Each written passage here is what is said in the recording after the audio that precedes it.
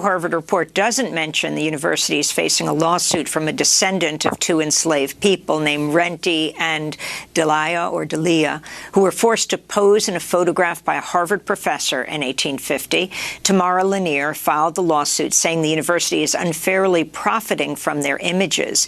In response to the report, Lanier tweeted, "Stop gaslighting us, Harvard." She also tweeted, if Harvard truly embraced the principles in their report, the Lanier versus Harvard lawsuit would not be necessary.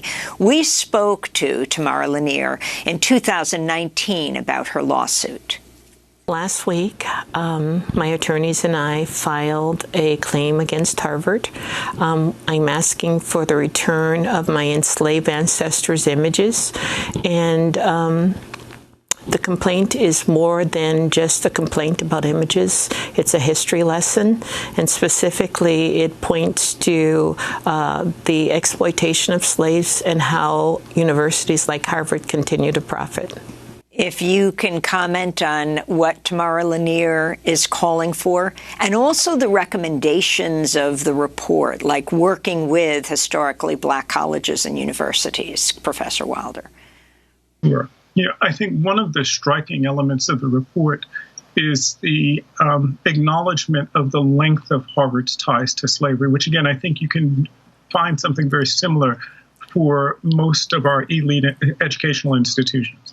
Harvard's ties to slavery begin really with its founding in 1636, but they continue after the end of slavery in Massachusetts, roughly 1783. They continue right up until the Civil War.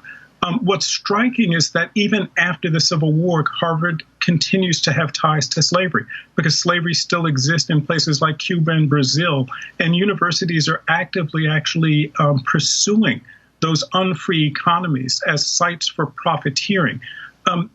One of the things I had written in my book is that in the 18th and 19th century, you could actually judge the value or the prominence of a university by its collection of human remains. Universities and colleges actively collected human beings and samples of human beings.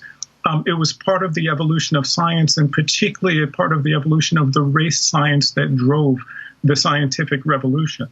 And so what's happening currently in this lawsuit also involves what the report lays out as the thousands of remains of human beings that are currently held in the Harvard museums. Thousands. Most of those remains are likely of Native Americans. They've identified, I believe, 15 that are enslaved Africans. One can again go by university and see the way in which actually the 19th century and 18th century legacy of race science continues to play out on our campuses. And we literally live with the bodies of enslaved people and the bodies of indigenous people who were consumed in the process of building our institutions, not just in the cemeteries, but also in the museums and the libraries. They're there.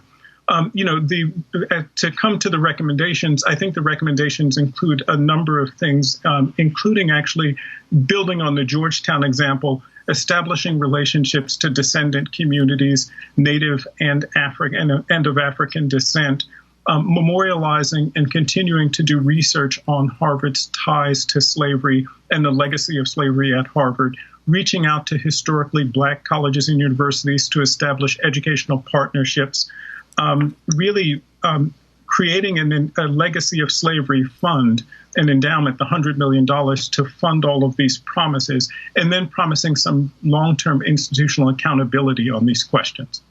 MIT history professor Craig Stephen Wilder long followed the issue of slavery, author of Ebony and Ivy, Race, Slavery, and the Troubled History of America's Universities. And that does it for our